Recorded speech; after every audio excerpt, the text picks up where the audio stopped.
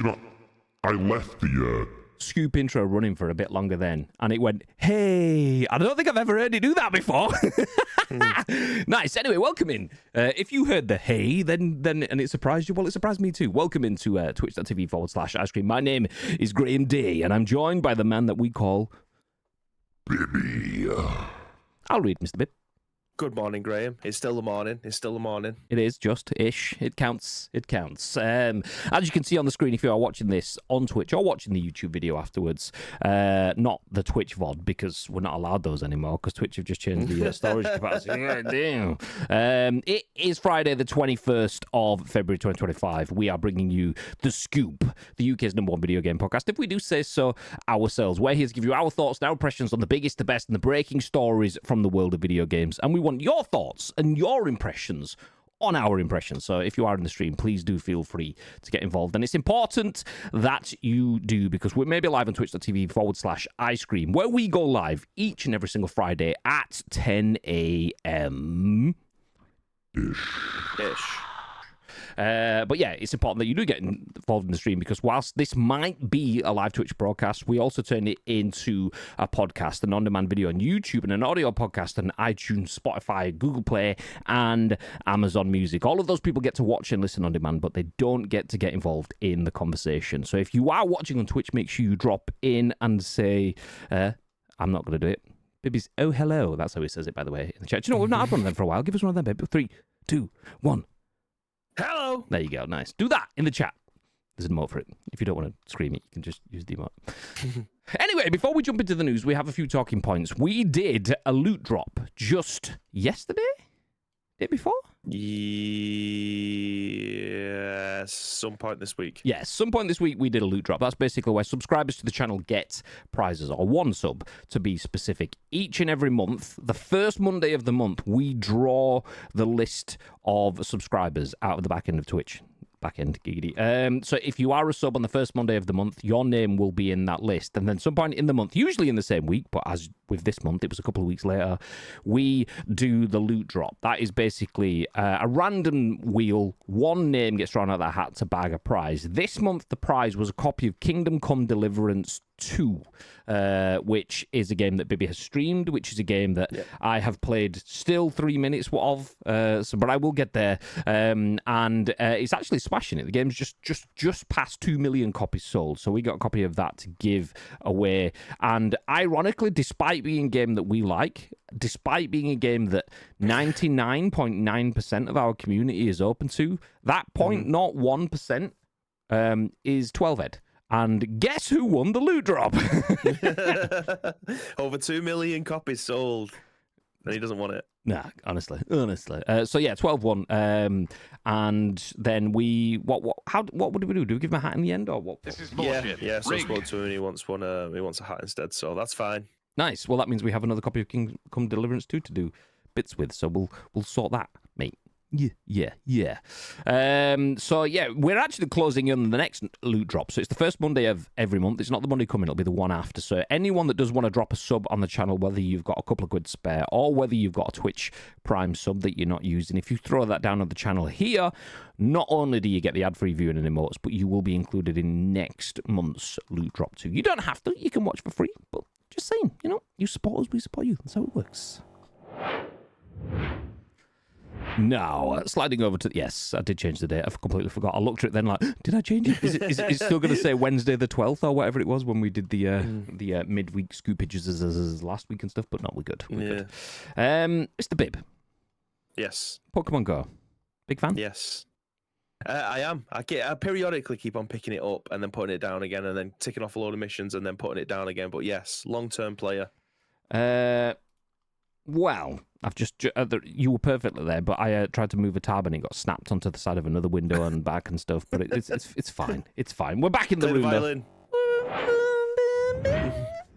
Now, we'll jump over here for this story written by Tom Phillips at Eurogamer. Pokemon Go developer close to selling games for $3.5 billion to Saudi-owned Monopoly Go maker. This is a report. So we're going to start talking through this, then we'll jump through the rest of the news. If you've not been here before, that's how the show works. We do have a couple of stories, including the fact that there might be a new Tony Hawk's Pro Skater coming, and we'll also tell you how you can bag yourself some free games. So grab yourself a seat, get yourself comfortable, and we'll run through this. But first, Pokemon Go developer, like I say, is close to selling up, but a deal is still to be finalised. Let's jump into the article. Niantic, the developer of Pokemon Go, is in talks to sell off its games for $3.5 billion to the Saudi Arabia-owned Monopoly Go publisher Scopely, a new report has stated. Bloomberg revealed the potential deal today, though stated the agreement was still yet to be finalised. Niantic and Scopely both declined to comment on the report. If the deal went through, ownership of Niantic's smash hit Pokemon Go would transfer to Scopely alongside the rest of the company's gaming portfolio. Currently, Niantic also runs Monster Hunter Now in collaboration with Capcom and Pikmin Bloom in collaboration with Nintendo. Niantic's first game, Ingress, is also still operational. I forgot about Ingress. That's what it's all based on. All are believed profitable, Pokemon Go still in particular, but Niantic has faced repeated layoffs in recent years as it struggled to replicate Pokemon Go's lightning-in-a-bottle success, and the company has always been, at its heart, a technology firm fascinated by AR and mixed reality technology. Scopely is best known as the company behind Monopoly Go, the biggest mobile hit of 2023 that continues to dominate App Store spending. Savvy Games Group, an arm of Saudi Arabia's controversial Public Investment Fund, or PIF, or PIF, we'll call it PIF if it comes up again. They take the PIF, mate. Nice.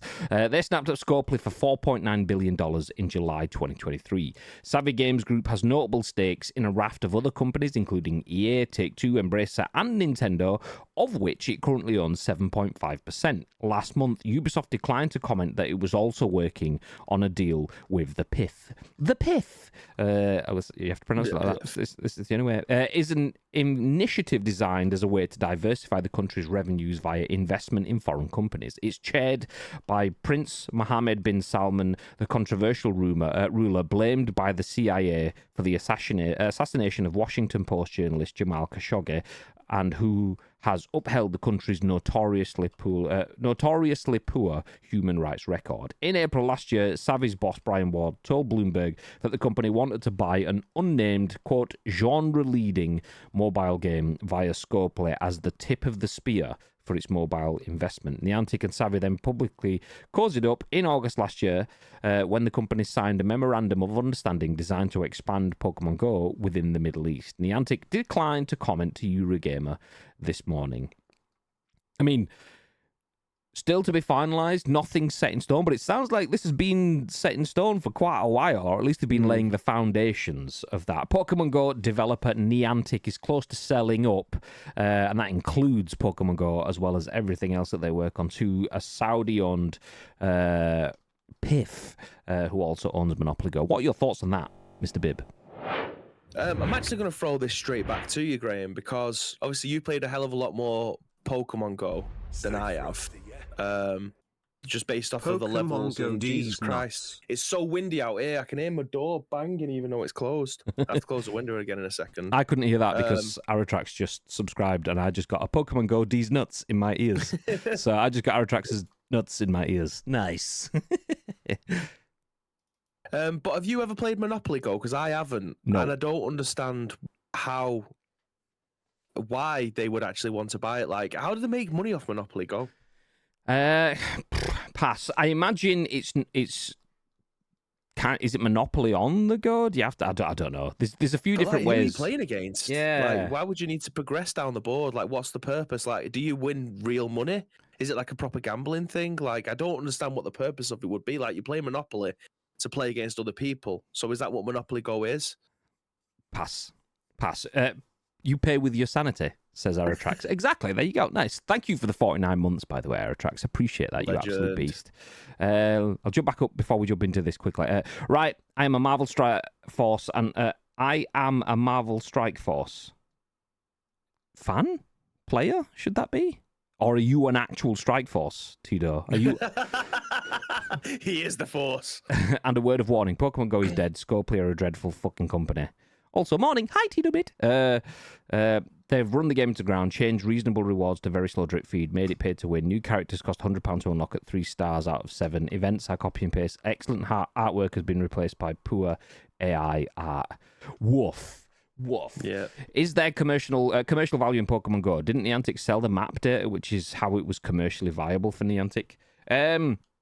So jumping back then, so Ingress was the first game that Niantic made, which I don't know if they still are, and I may be misquoting this, but we'll just go with it for accuracy and for the ability for the story to move forward. But Niantic either are a subsidiary of Google or just work very closely with Google, so had access to Google's Maps data. So because they had such extensive access to the Maps network, Ingress built on top of that. So imagine you've laid out the Google Maps. You then can pick out points of interest and go, okay, this church, that pub, this shopping centre, this post office, or whatever the kind of things that you get are key points of interest. So we'll build stuff around that on this digital map, which then obviously because of GPS, you can overlay the digital map on the world, and then people could turn up on these digital locations in person to do things together. And that is what Ingress started as. And then they realized, we can build this into other things. If we just change the color scheme from the grayish stuff that is Ingress into the bright, colorful stuff that is Pokemon, then we can make shit pop up that people can attack in an AR, augmented reality sort of way. And then they've just reskinned that again then for a Harry Potter game, for a Monster Hunter game, for whatever, as that was mentioned in the article. So they made like their money through App Store purchases and stuff. So so obviously in the game you can play the game for free, but you can buy raid passes, you can buy what were they called? The little, I can't remember. Well, you can buy in-app transactions to make Pokemon appear. You can buy balls and meds and things to heal your dudes. The essence. Is that what it's called? No, it wasn't an essence. You used to put them on the. I can't remember. It's not that important. But them things, you'd put something on a Pokestop and it'd make a shitload of Pokemons turn up. Or actually, maybe you might be thinking of the one that I wasn't thinking of, which is where you put something on you and then it makes Pokemon spawn around you. Yeah, it's like a module that you used to put on the thing, isn't it? Yeah. What it's called. So anyway, all that was like microtransaction-y stuff. So people could spend a shitload of money on that. And they did. When Pokemon was massive, it was churning money like nobody's business. Pokemon Go was massive, should I say. So they tried to replicate that with Harry Potter, and it did well and then quickly dropped off because it just doesn't have the same sort of thing. Pokemon is about exploring the world and catching things and so on, so it fit in with real-world exploration, whereas Harry Potter isn't about exploring the world. People just, witch fights and wizard fights and lures, that's it. So lure modules is what you'd put on the Pokestops, and then you'd have something that you'd put on yourself. Like, I'm gonna open up Pokemon Go now and find it because it's annoying me that I can't remember what it's called. I can't remember what it's called. So yeah, lure is a Pokestop thing. You'd put that on a Pokestop, and it would make Pokemon spawn around the lure, so you're luring them in. Whereas you'd have something that you could put on yourself that made things pop up just for you at a high rate. That game's going great. You're doing great.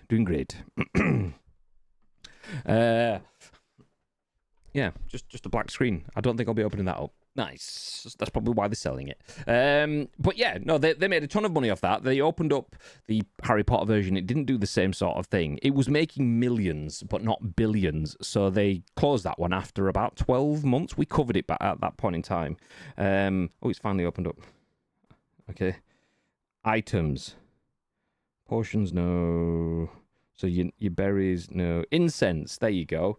So your incense is what you'd put on yourself to make Pokemon pop up on you. But then there's things like lucky eggs, which give you extra XP to level up faster. rare candies that you can use on Pokemons to make them level up, star pieces to get more Stardust. They're all consumables, and those you could effectively buy off the store, and that would churn money. Other games were churning millions, but not billions, so they decided, okay, we don't want this. We want to just earn extreme profit levels.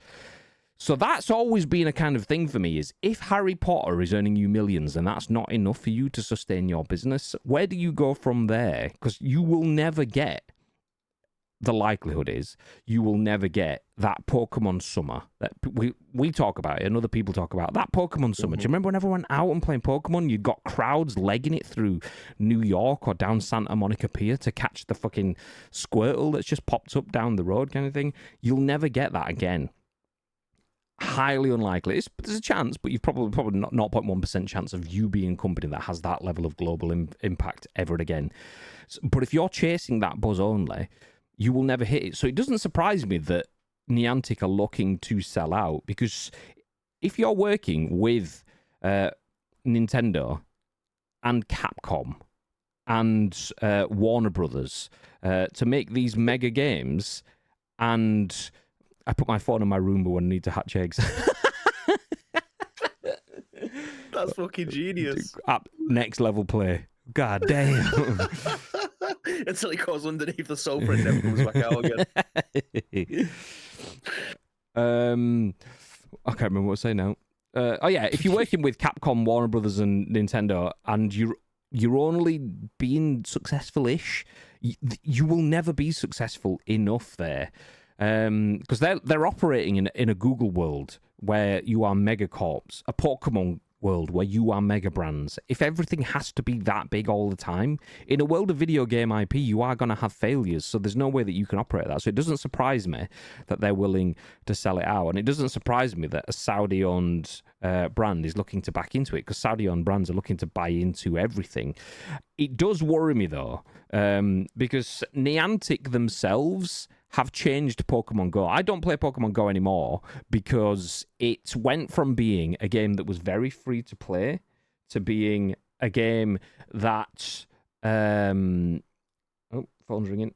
It went from being very free to play to a game that had like event passes and so on, that it would be £8 for a 4-hour event in the game.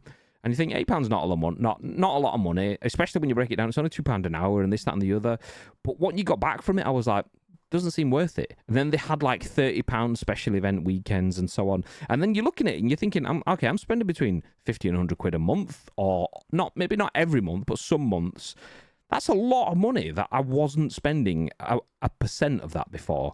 So for me, the game became repetitive, tired, and expensive, so I got rid of it. And now I imagine, because I'm more of a Pokemon fan than most people, but way less of a Pokemon fan than a lot of other people. There's that top 1%, or even that probably top 10% that are mega fans.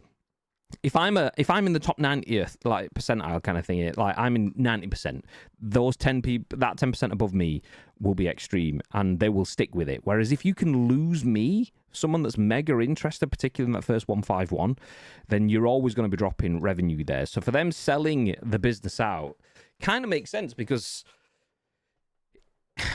if I'm not interested and that 90% have gone, you are resting heavily on those cash whales. All it takes is a few bad decisions for those cash whales to go, okay, we are turning our back on you, and your entire model falls out. So it doesn't surprise me that they're looking to sell. Like I say, I got kind of sidetracked a little bit. This point I was going to jump onto is it being picked up by Monopoly Go. I have no hands-on with any of their games, but Tito himself in the chat, who is experienced because he is a Marvel Strike Force fan, says that they strangle games and they know how to maximize profits and don't care if that's at the expense of enjoyment or even just the ability to play without finances for their user base.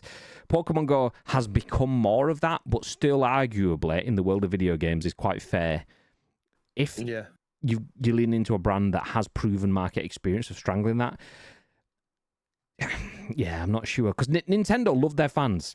Nintendo love to make sure their games are accessible, but Nintendo do love to charge quite a bit for their games as well. So, like, you can see that going either way. Nintendo tax is real on video games, but Nintendo having their games accessible is real as well. So, it's an interesting one. Which way Did you ever go to a Pokemon day? Yeah, I went to one in Chester. Me, Daniel, and Chloe got the train over to Chester for one of the major, like the Pokemon, I can't remember what they called it, Heritage something, UK Heritage Weekend or something like that. And annoyingly, I was in Germany when they did one in Germany, but we were in Cologne for Gamescom, and it was like Munich or something like that. I was like, fuck! So, yeah. Miles away. Yeah. Okay, looking at the chat. MSF has a battle pass.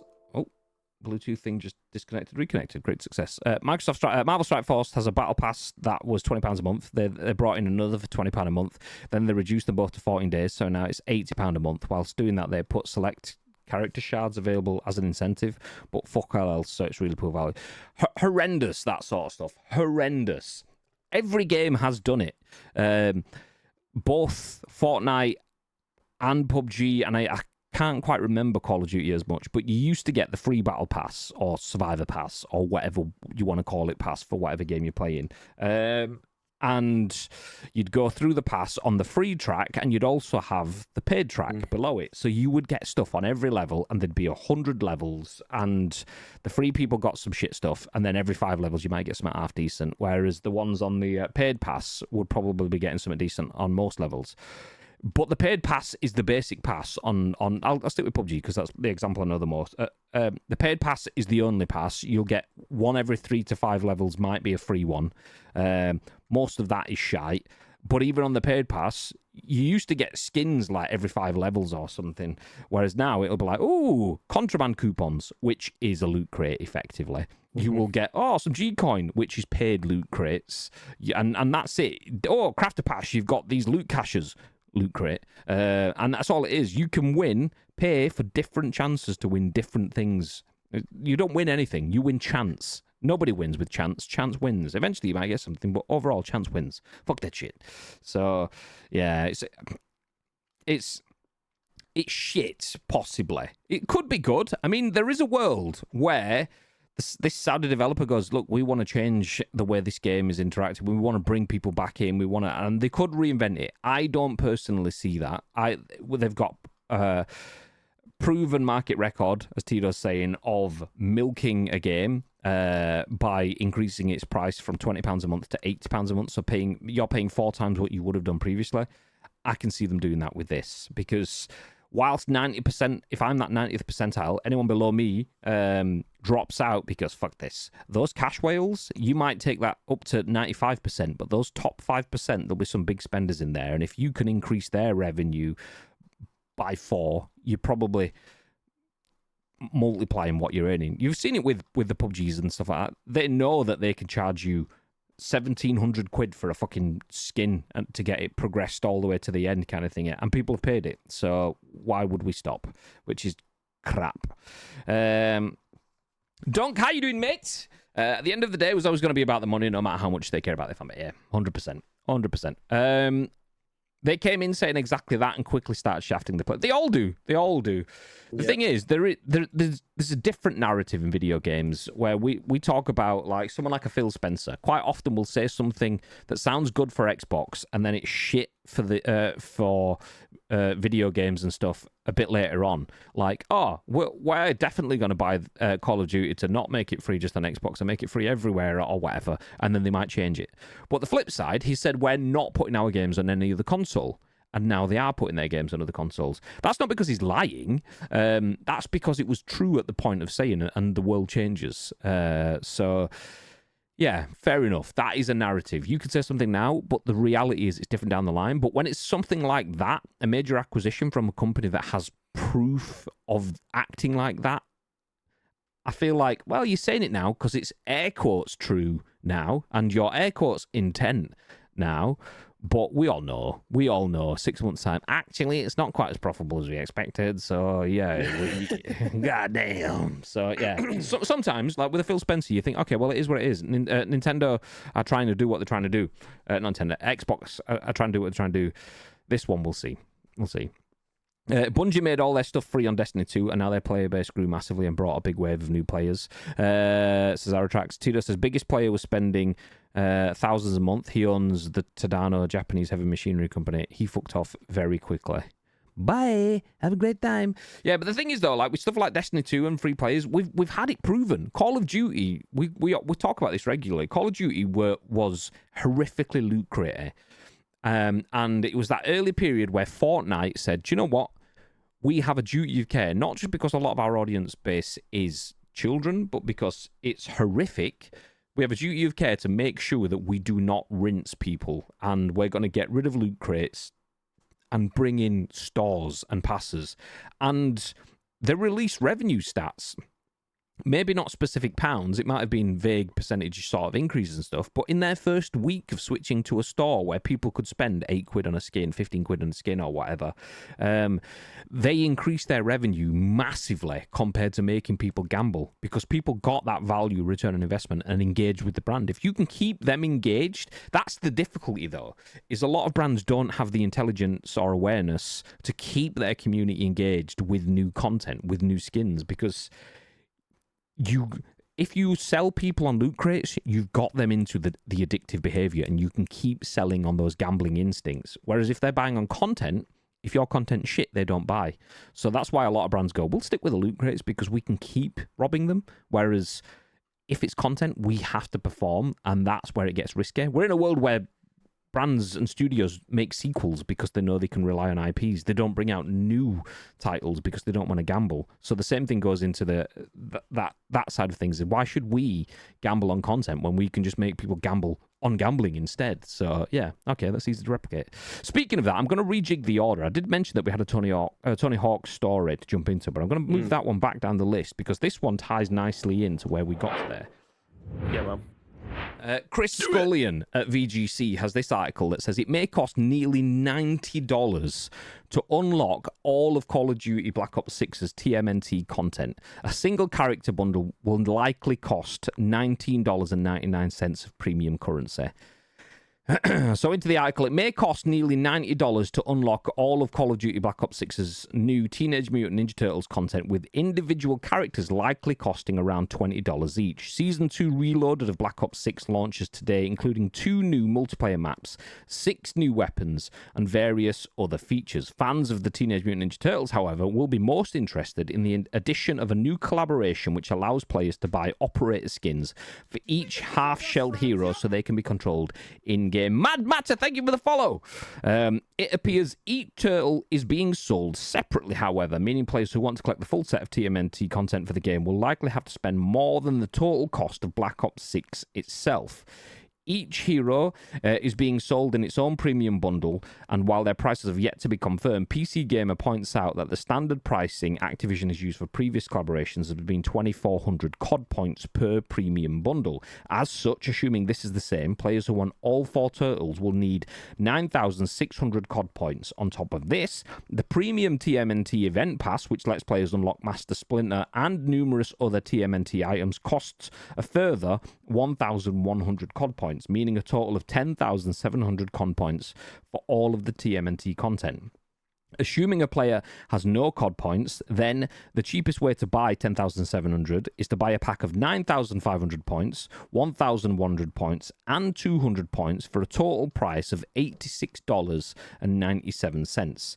This isn't the first time a TMNT collaboration has left fans out of pocket. Street Fighter 6 got a TMNT crossover in 2023, which didn't include the turtles as playable fighters, but instead allowed players to buy the turtle costumes for their avatars. The price to buy all the TMNT content released for Street Fighter 6 came to a total of $99.98 in premium currency, 100 quid. So we're looking at 87 quid, whereas it was 100 quid in Street Fighter 6. What's interesting, which I do feel Mr. Scullion has kind of left out, whether intentionally or not here, is the turtles were also in Fortnite, and they were actually reasonably priced there. So that bit kind of leaves you to assume that they're always going to be about 100 quid. They were significantly less than that, so it can be done cheaper. But $90 to unlock all four skins, and Splinter as well. So all of the Turtles, a Splinter, and a season pass for $87, which is about 80 quid-ish, probably, maybe a touch under, for us in the UK. What are your thoughts on that, Mr. Bib? I mean, there's no other thoughts other than this. It is a rip-off. Like, we are COD UK partners, and I don't even know whether or not we've been given any keys for it. I haven't checked the COD Discord since this has been announced, but this is not good at all. £90 to be able to play as the TMNT plus Shredder. Madness. I find it absolutely horrific. Like, if it was 20 quid for the pass, 25 quid for the pass and the ability to unlock the foreskins and Shredder, then fair enough, because that's a prime top tier quality. You don't even get to look at the skin in game. Yeah, I mean, that's the case with all of them, right? Like, there is third person modes that you can look at them.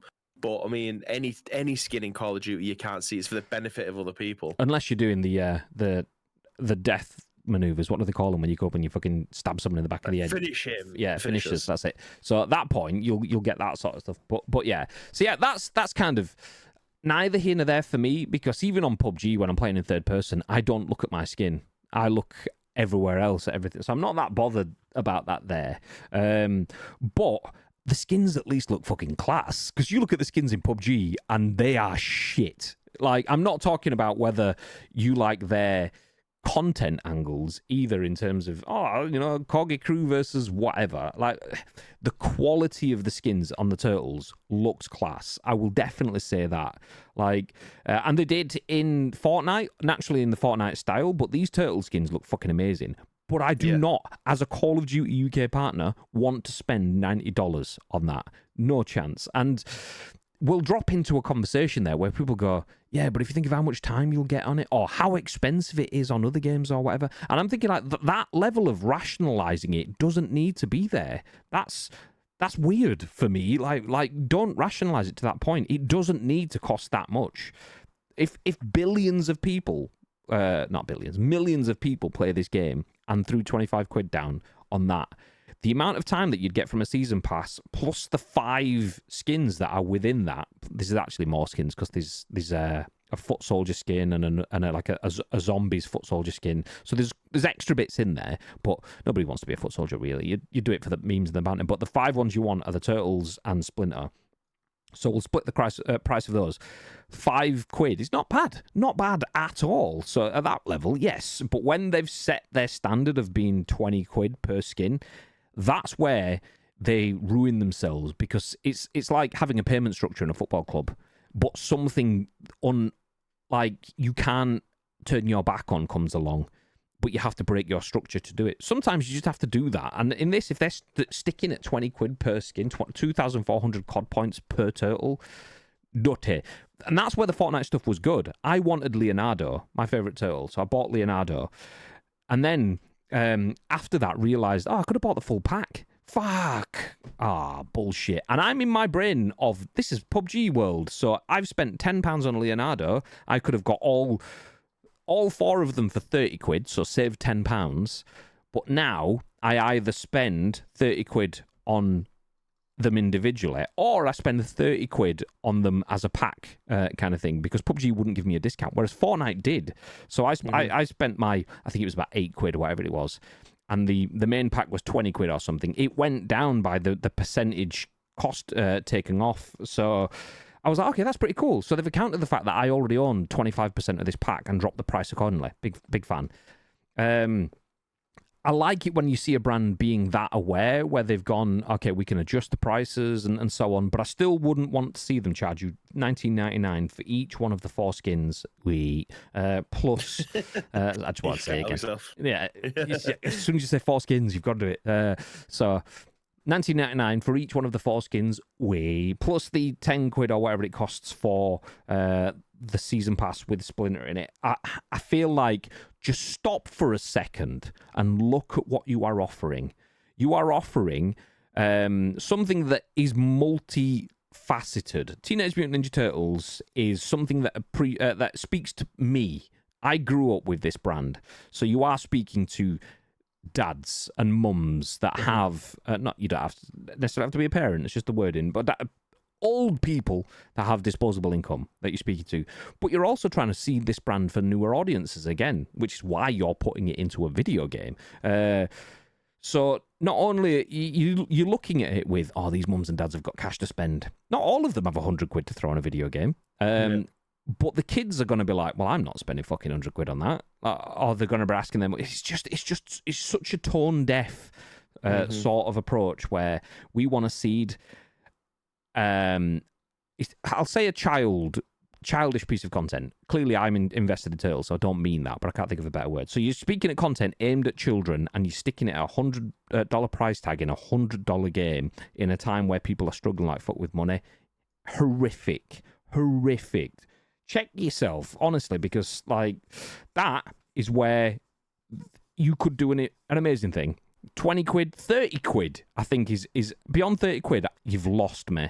I'm not interested at that point because 30 quid is, we're now just for the ability to activate on an IP digitally that has been activated digitally for less than that elsewhere. You're being a shit house. So yeah, fair enough. It cost 100 quid in Street Fighter, but that got hated on. This point, nah. And it might cost 200 quid to get a skin in another game or something. That's hated by their community. So you've got an opportunity here to stand up and set yourself as, look at this cool crossover that we've done to make people unite, jump in, come together. Like when there's a Mega Marvel series, the Fortnite user base pops. When there's the fucking Mandalorian bit or the Star Wars Christmas, it pops because it was free and it was cheap and it was accessible and we all could get it and we could celebrate together. That celebration is what these big skin sets should bring in, not division. And if you're putting 100 quid on it, you turn a celebration into something divisive like that. So it's not for me. You're marring it. Yeah. Did they really? Maybe time to hop back onto this. Is content still vaulted? Says Mike, talking about the Destiny 2 stuff. Good morning, Mike. Or good afternoon, Mike. Good morning for you, I imagine, right? You don't even get to look at this. I've done that. Do you ever feel like a cash cow being milked for money as a gamer? Yeah, especially in the genres that I play in. So multiplayer shooters, 100%. Live service games are cash cows. And have give away for free, aren't they? Yeah, exactly. But that's the silly thing is they have the ability to satisfy users with content and satisfy brands with endless revenue. But brands are never happy enough with all of the revenue in the world. They want more, just more. And that's what... There is a tipping point. There's all sorts of fucking stuff on it that you can read up online, but there's a tipping point where your profits and the user satisfaction, once you balance that, harmony, because the users keep playing, keep coming back, keep throwing down, you keep profiting. When you want a bit more, you can tip it a little bit more. You can tip it a little bit more, but eventually you'll tip it so far that you need to keep making this money, and the users just go, wow, fuck this shit. And PUBG passed that point for me a long time ago. It's why I keep saying I need to start experiencing new things. But then you look elsewhere, and Turtles are fucking 100 quid. So yes, milked very much. Chat's gone again. Valorant's most popular skin bundle will run you over $130 with all skin upgrades, which is insane. Mental. I remember, like, there was an article where I think it was a Valorant skin set came in at about 70, 80 quid, and people were fuming and kicking off about it. And I'm thinking, like, you guys have got to look at it. Genuinely, if to get a PUBG skin set, I was asking Nacho this current season. I was like, in your mind, what do you think is a realistic figure for you to buy the pass, to play through the game, and to unlock all of the stuff? And he was like, realistic, you could probably do it in about 500 quid. And he said that's realistic, but that's not. You will do it in 500 quid because you are relying on loot crates going in your favor. It's very possible that could hit 1,000. 1,500 quid or whatever, because the only way to do certain things relies on loot crates and packing shit and so on, as well as grinding the game with your time for a month or so, which is horrific. So suddenly 130 quid doesn't look too bad. If you're looking at a minimum of 500 quid, if luck goes your way. Oof. Pretty wild that many of these skins are more expensive than the game itself. See, I don't mind that too much in terms of if there is something content-wise that costs more than the game, that's fine. Like Tarkov did. Is Sheep still here? He'll be able to say what it is. Tarkov did a special edition of the game that was like, I'll call it a Founders Edition. It wasn't called that. Yeah. And it was like 130 or 130, or something like that. And it was like, you'll get access to all future DLC, this, that, and the other. And then they kind of shit on the people that like bought that by adding a mega update, and they were going, "Oh, this is an update, not a DLC, so you don't get this bit for free. You have to pay for this." So, like, if it was more expensive than that, I'm sure it was like 300 quid. Is that what it was? I'm sure it was well expensive. Like 120 quid, right, for a game that you might end up playing all of the time, that you know that you're never going to have to buy an expansion for. World of Warcraft players would lap that up, and so would anyone who plays MMO games. They would lap that up if that was the case. But I'm sure it was like a stupid amount of money for the game that it is. And then, yeah, go on. I'll cut you up there.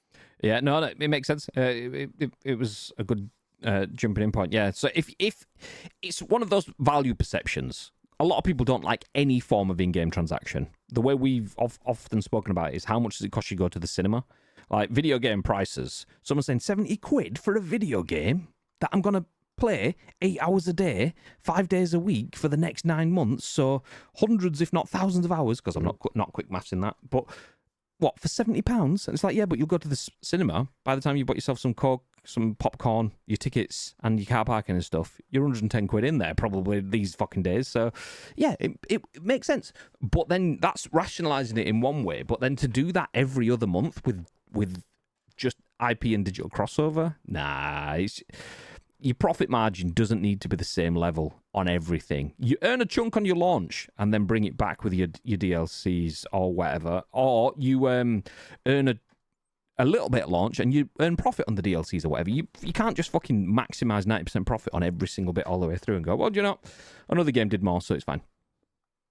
Unfortunately, this is the normie game these days. NHL 25 had a $130 pack on Ultimate Team this year. You got guaranteed Team of the Player in that. Sick. No Bebop or Rocksteady. I know. God damn it. Pro, I'm lucky that I've never cared about customization / cosmetics in a game. Con, I love to collect everything I can in games I love. Same. So my menu system in PUBG is slow and clunky as fuck because I keep everything that I don't need to get rid of.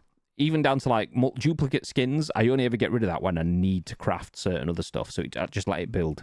And I want every skin for everything, everywhere. So when they release things that are extremely paywalled or extremely restricted in terms of the content, where here's 3 different tracks, you get 1. It's like, I want all 3.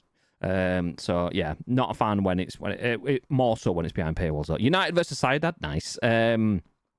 Aimed at the inner child as well, exactly. Things are still vaulted, yes, but the new episodes and content is actually very fun, and the season passes are now free. Nice. No problem. Thanks for the response. I was a D1 hardcore, did everything every week, but D2 didn't quite hook me. Most of my PUBG / Destiny fans moved back to Division 2 a few years ago. I've no life Destiny since Destiny 1 launched, and it's had its ups and downs, but it's still very much into it. A lot of people... we've lost Bib. Bye, Bib. Yeah, I've just put on no signal. I just nip into the toilet. I didn't want to cut you up while you was talking. I did see you kind of like moving left to right and stuff and looking around like you did need a toilet break, so that doesn't surprise me. Give me a sec. For me, I view the season pass essentially the yearly free-to-play, essentially $5 a month, $60 for a year for the content DLC with added cosmetics. Yeah, I don't mind a season pass. Like if you break your season passes down, I don't mind them over a longer period of time. If it's $5, $10 a month, whatever it is, you decide where you feel the line is. Some people won't like the idea of spending $5 a month. Some definitely won't like the idea of spending $10 a month. But for me, a PUBG season pass, because I don't align myself with PUBG's content anymore. I buy season passes for missions, and those missions unlock social interactions for me. So it's usually stuff like, oh, I need 10 headshots or whatever the fucking weekly ones that come out every week are or something. That give me something different when I'm playing with my mates. So I use the season pass as a way for me to engage socially and to give it a bit of a narrative, because I don't like bondage skins and fucking spacesuits and furry outfits and shit like that.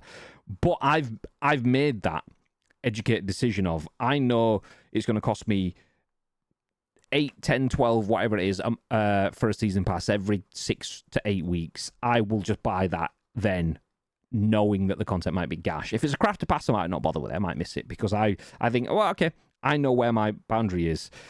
But if they did drop in something that I did want, like a TMNT skin set, and then put it behind a £90 paywall, I would be fuming. They did it with Assassin's Creed. The Assassin's Creed set came in. I thought, oh, I like Assassin's Creed.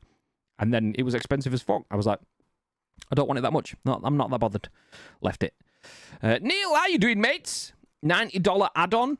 What, is that a question in terms of... yeah, there we go. So yeah, if you want... I'll jump back over here, actually. If you want these skins, so the full 4 turtles in Call of Duty, they aren't in the game yet, but their premium skins for one of them is usually $19.99. So if that is the case, then it's 80 quid for all 4 turtles, and then an extra... where is it? Does it say? Oh, I've lost a bit. So yeah, it's 80 quid for the turtles and then a little bit more for the season pass. So it comes in as 86.97. That is the overall cost. So yeah. Oof. The flip side is that that's 90 quid that you can spend to get the skins, which we don't even get that in PUBG. It's, do you want the progressive pan? We've put that in a loot crate or something somewhere. Or you have to pay 30 quid for a season pass, play that for a month to get almost enough credits to then buy more loot crates to get more credits at the end of it afterwards, and it's still going to cost you more than the 90 quid. So, horrific, but at least it's up front. Don't like it in the slightest. Like it very, very marginally more than the way PUBG do it. Loki, just want Mikey. How much is that costing? Probably 20 quid. Probably 20 quid. I have to dip out now. We're doing man overboard drills in an hour. For anyone who doesn't know, Aratrax works on oil rigs, so he's going to go and lob someone off the side of an oil rig. So. Can you swim? No. Well, good luck. Good luck, Aratrax. Appreciate you dropping in, mate. Thank you for the 49 months. Legend. I paid about 60 for the black pink bundle in PUBG. Someone, one susky, please. Thank you, mate. Thank you, mate. Thank you, mate. Thank you, mate. Woof. I mean, but at least, like, was that an actual bundle? Is that the one where you got all 4 of them as well, or 5 of them, wherever it was? It's too much. It's too much for me. Like I say, this turtle's been $90, 80 quid-ish.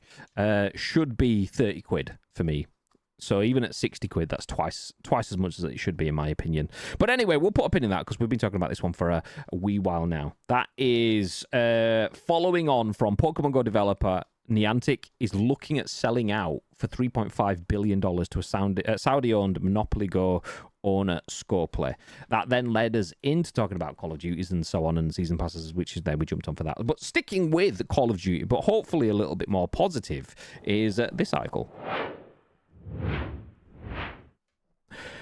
Chris Scullion, once again, at VGC. A new Tony Hawk game reveal is being teased in Black Ops 6. A sign in the grind map seems to suggest an announcement is coming. An Easter egg in one of the latest Call of Duty Black Ops 6 multiplayer maps appears to be hinting at a new Tony Hawk game announcement next month, and not very long away either.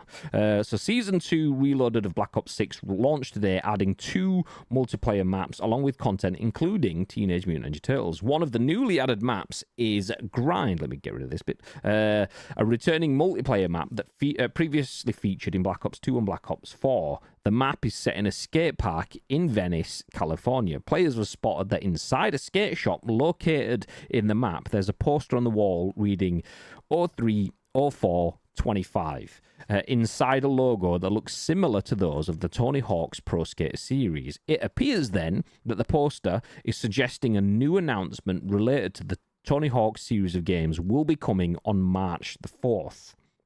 The development of a new Tony Hawk game has been teased numerous times, the most recent being earlier this week. Pro skater Tyshawn Jones stated on a podcast earlier this week that he was, quote, going to feature in an upcoming remaster. Actually, that's their quote. This is his quote. Quote, I'm in a Tony Hawk coming out. That's cool, Jones said. Quote, they got a new one. They're remastering it, so that's about to come out. I was in the last one, end quote. Tyshawn Jones appeared in the critically acclaimed Tony Hawk's Pro Skater 1 and 2 remake, despite being too young to feature in either of the original games. Many fans have been hoping that Activision would follow these with a release. Follow the release with a Tony Hawk's Pro Skater 3 and 4 remake, and Jones's comments seem to imply something of the type, or that type, is on the way. Tony Hawk's Pro Skater 3 and 4 remastered, potentially. Thoughts, Mr. Bibb? Did you play the remaster of 1 and 2? Did I chuff? Is it PUBG? God. Did I get it free on PSN honestly. and it's sat in my library? Yes, it is. Have I ever come close to installing that? No, I haven't. It's so good. Like, obviously, there's been a lot of naff Tony Hawk games over the years, but the remaster of 1 and 2 was unbelievable. Like, it didn't have all of the soundtrack that the originals wanted, obviously because of licensing issues and things, and it wasn't absolutely the same. But for a remastered game, like obviously I talk about Resident Evil remasters all the time. It takes a lot of inspiration from the original ones and tries to make them a lot more modern. That's exactly what these were, and they were fantastic. So yeah, more of that kind of model, please. And the thing is, it's weird because I'm fairly certain that we'd covered this like 2 or 3 years ago. That's how long. I was going to write in the Discord. I don't know whether I actually did. Sorry to that you off. For anyone that wasn't aware, I posted the link to this story in the Discord last night, and Chap has jumped in saying he was excited about it. And I said that, like, here's the link to the article. It mentions, and I started because I only glanced at this article last night. The Tyshawn Jones bit I thought was from 2 years ago, where someone on a podcast let slip that they were going to be in the next Tony Hawk like thing that they're working on. And then I read this again, and it said earlier this week, and I'm thinking, okay, so nobody remembers that because me and Bibby covered it on the scoop. So yeah, you're right. Sorry to cut you back to you, but yeah, you are. Yeah. It's I thought that they had to try and rush out the remastered 1 and 2 because the license for Tony Hawk was coming to an end with Activision. So they wasn't going to make any more Tony Hawk games unless like the re-signed him to do more stuff. So they must have done, but I don't remember ever hearing that or us covering it for them to be able to republish out 3 and 4. So one thing that brings out a contract renewal is a big wedge of cash, and if the first 1 and 2 did well, then that's the exact kind of thing that would make them go, do you know what? Should we sign a new contract for 3 and 4? Yeah, nice. And from all intents and purposes, Tony Hawk Pro Skater 1 and 2, it came out as like a 40 quid game, right, rather than a 70 quid game. Or am I wrong on that one? I think it was budget friendly is the way that we'll put it, because I can't necessarily remember the price, but I think you're in the right ballpark there. So it comes out when a game comes out at around 40 quid rather than 70 quid. That lets you know that they don't necessarily need billions of sales for it to be classed as a success, because they've already selling it at half the price. They just need it to recoup costs, and that shouldn't be too hard. But it did very well. There was a lot of love for it, not only from people that were like, I remember this being good back in the day, but then people playing it and going, do you know what, this is still good from back in the day as well.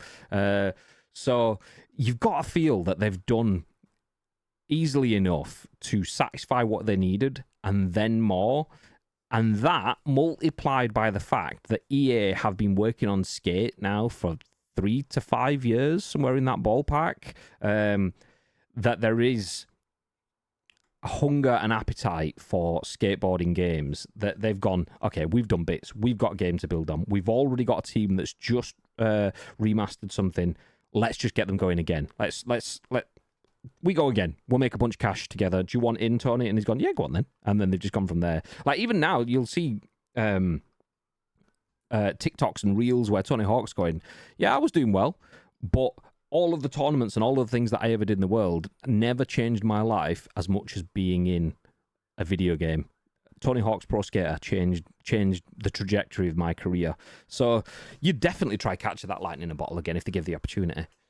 They've got skins to sell. They have! Yes! Get the fucking turtle skins in the game for only 90 quid. Jobs are good. Un. Nice turtle skateboard, ride around on a shell. Jobs are good. Un. Easy. Okay, we'll put a pin in that one because we did spend quite a long time on the last couple of stories. But Tony Hawk's Pro Skater 3 and 4 remaster is the rumor. It could be a brand new Tony Hawk game. Nobody knows. But all we do know is that there is some sort of Easter egg that hints at a reveal coming on the 4th of March. So just over a couple of weeks. Just under a couple of weeks, actually. So a week and a half. Tuesday and a week. Nice. Okay. Don't know why I said like that. Butchered it, but we'll go with it. We'll pretend that's how we all talk. Tuesday and a week. Yeah, nice. Yeah. Okay, next bit. Epic Games sues Fortnite cheater, takes back winnings, and then forces them to post a humiliating public apology video as a stark warning to others. God damn! Stop! He's already dead! Prize money then donated to charity. This is from Tom Phillips at Eurogamer. So Epic Games has made an example of Fortnite cheater Repulse God, real name Morgan Bamford, who tried to scam their way to the top of a multi-million-dollar tournament. Details of Epic Games' actions were announced by the company last night, alongside the posting of a humiliating public apology video by Bamford where he acknowledged he cheated and confirms he is now banned from Fortnite tournaments for life. In a statement, Epic Games said it sued Bamford when it emerged he had shared his account with a friend to qualify for the FNCS 2023 Global Championship, Fortnite's biggest tournament, which that year held a $4 million prize pool.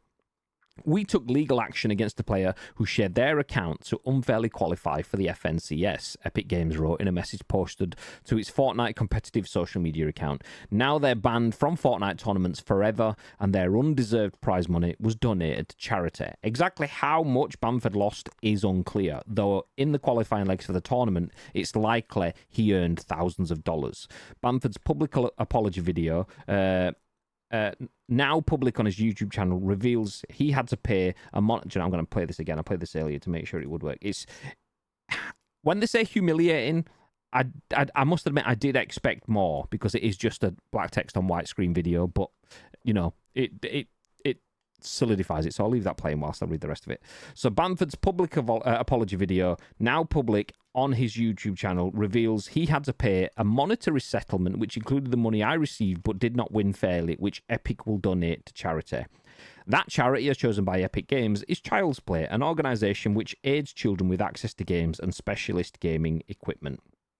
Late last year, Epic Games said it was ramping up legal action against both players who cheat and cheat sellers as it sought to bolster competitive integrity in tournaments. Bamford's public punishment, loss of money, and apology video are all clearly designed to deter others from doing the same. Quote, cheating in tournaments ruins the fun for players who earn their spot in tournaments, and I apologise to the Fortnite community for my actions. Bamford's apology video concludes, I won't ever cheat in Fortnite again. Correct, because you're not playing it ever again. But yeah, there you go. Cheater banned, money taken back, gifted to charity, and told to upload a video to his social media apologising for it. It still says Tony Hawk Game on screen. Let's get rid of that. But what are your thoughts on the Epic stuff, babe? Yeah, I mean, we've never seen. I've never seen anything like this before. It's absolutely beautiful. The fact that they've obviously managed to find out that he has cheated, they've took his money away. Obviously, they donated that to charity as well. It's not as if they're taking it to keep hold of. Not as if he won it fair and square or anything, but someone's benefited out of it somewhere down the line. It's good. It's nice that it's a children's charity, but the fact that there is had to put out an apology on YouTube was part of the settlement is utterly fantastic. I'm guessing there would have been repercussions, so it would have been like, this is what we're offering you. We ban you for life, and you have to put out a YouTube apology, or we go to small claims court and we sue you for, I don't know, defamation or whatever it is that they want to get him under some form of esports umbrella. But yeah, he's obviously had to take this and actually do it. So fantastic. Love to see it. No, I obviously we work in and around video games and esports, so seeing cheaters get their comeuppance, it's a fun time, because you will have cheaters blatantly lying to your face that they aren't cheating when you've got evidence that proves that they are, but you can't tell them about that evidence. So we've often been in situations where people are just flat out lying to you, and you can't just say, I know you're not. well, you can eventually, but right at that moment in time, you can't say, well, I know you are cheating because I've got this evidence. If you tell them what the evidence is, they can hide that the next time or so on. So it's frustrating being in that situation. So seeing the end of that conversation where, look, mate, you've been found out, give it all back, apologize to everyone, and fuck off because you're not playing with us ever again is wonderful. And I hope it tells people to piss off, because cheating, people often say you're only ever cheating yourself, and you are primarily, but no, you are cheating other people, not the people that you think like, oh yeah, well, I won the game. They don't suddenly think, oh, I respect this person as a player. You think, I've just wasted my time with this shit game. So you're cheating developers, you're cheating other people out of their time and all the rest. And if you're happy enough and weird enough to do that, then you deserve to be publicly humiliated like this. So yes, please, more of the same. Okay, we'll jump over to our final two pieces. This is, obviously, it's Friday. Anyone that does watch the show will be aware that we do Free Game Friday, !FF in the chat for anyone that wants a little bit of that. But we tell you what you can get for free right now. Starting with this article from Lauren Morton over at PC Gamer, which is the one that we usually cover every week. Free Game Friday! Thank you, Tito. So what's free on the Epic Games Store this week? So from 4 p.m. UK time yesterday, that's February the 20th, until February the 27th, you can get Garden Story. So Picogram's action RPG where you play as a grape trying to stop the rot from taking over everything, launched just a few years ago as a standout in the cozy game renaissance. Think of Garden Story as more Zelda-like over magical management sim, but between all the dungeons and exploration, you'll rebuild the world and take on favors for fellow fruits. It's pretty damn cute and well worth grabbing for its chill beats and customizable playstyle if you're in the need of something to kick back with and relax. Remember, this is on the Epic Games Store, so it doesn't cost you anything. It's free. You can grab it right now. You don't have to do nothing. Nice. As well as that, so double header, double game week, whatever. That one too. Nice. World War Z Aftermath in 2019.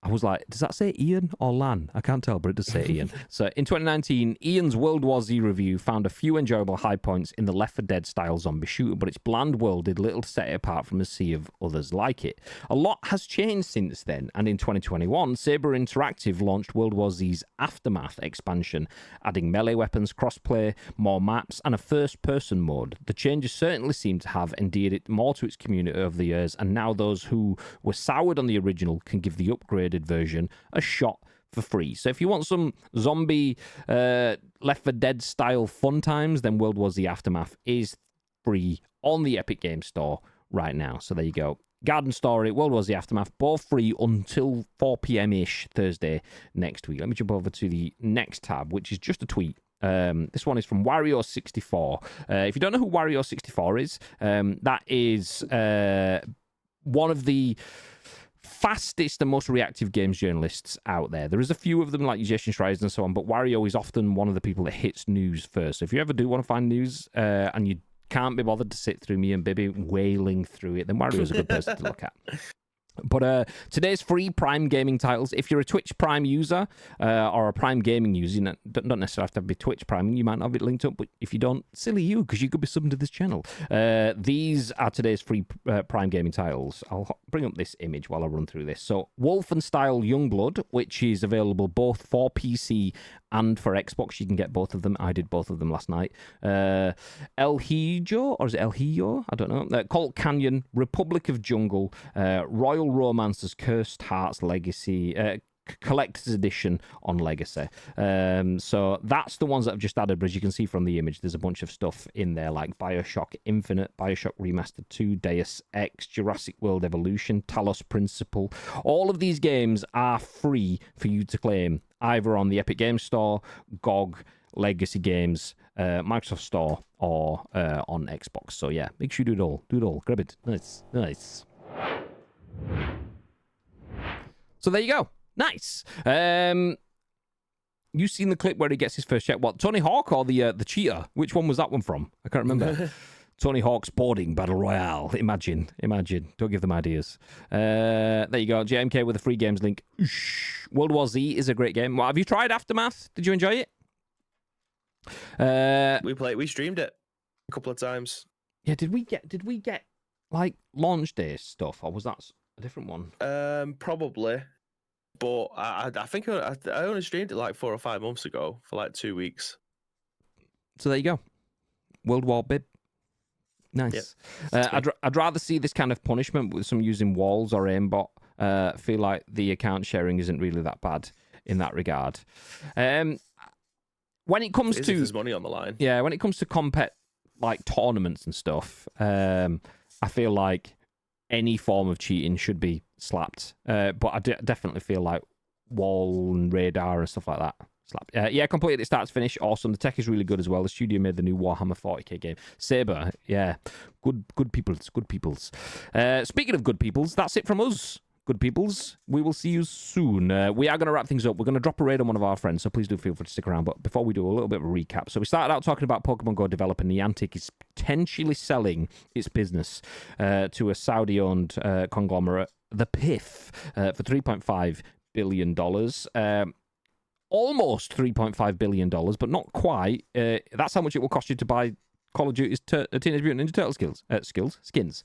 No, not. It's 20 quid each. How many of them? But there's 4 skins and a pass, which gives you 4 skins in that as well, probably. Maybe. I don't know. A bunch of skins. But it'll cost you $90 roughly for all of that, which is a chunk of cash.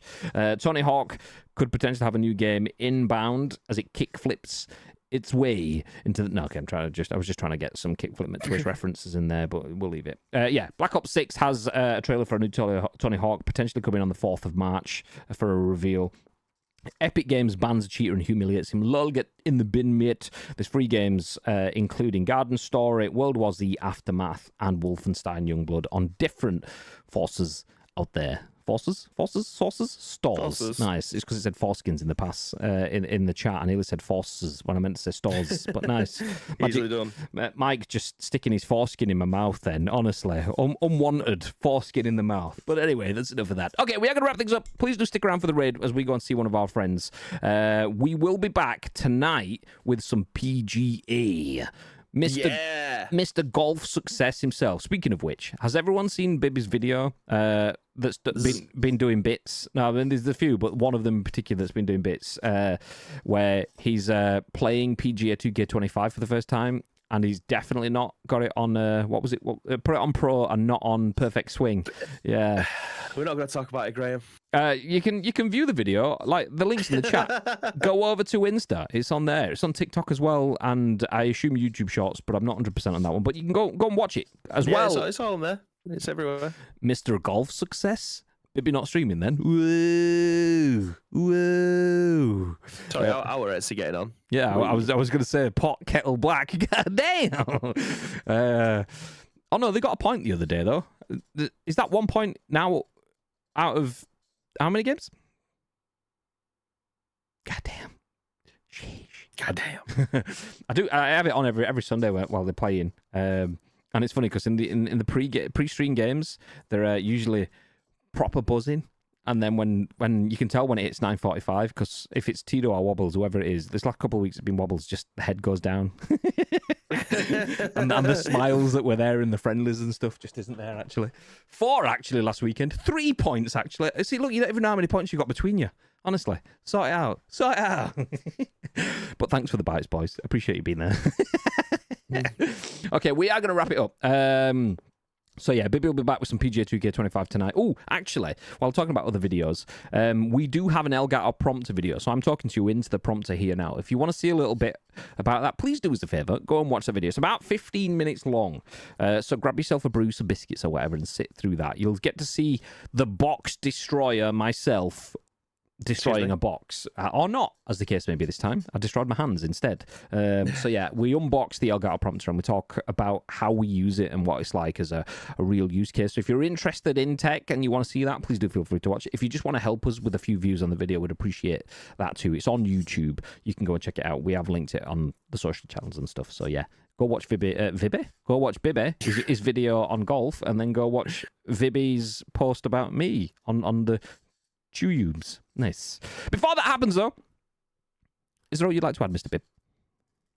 Yes, Graham. Thank you very much to each and every one of you that have joined us for today's episode of The Scoop, whether or not you've watched us live over on Twitch or are listening to this on any of our on-demand services. We very much appreciate that. If you want to help shape next week's show, There's two ways you can do so. First of all, find us on social media. It is at Ice Cream Uploads across all major social media platforms, or alternatively, get involved with our Discord. All we need from you is a URL plus your thoughts and opinions. We will then give you our thoughts and opinions on the very next show next week. At what time, though, Mr. Graham Day? 10 a.m. Ish. Yeah, 10 a.m. on a Friday is the scoop time ish. We weren't far off that this week, but you know, it is what it is. Get following on Twitch, you get notified. That way you know. Or just follow us on the other social media platforms, you get notified there. As mentioned, do stick around. We're going to drop a raid on our friends. We'll be back tonight with some PGA, and tomorrow with potentially a double header as well. PUBG and another stream in the evening. So there could be 3 streams this weekend, not including this goodness. one. God damn. Spoil. Okay, stick around for the raid. We will see you next time. Until then, stay frosty. Stay frozen.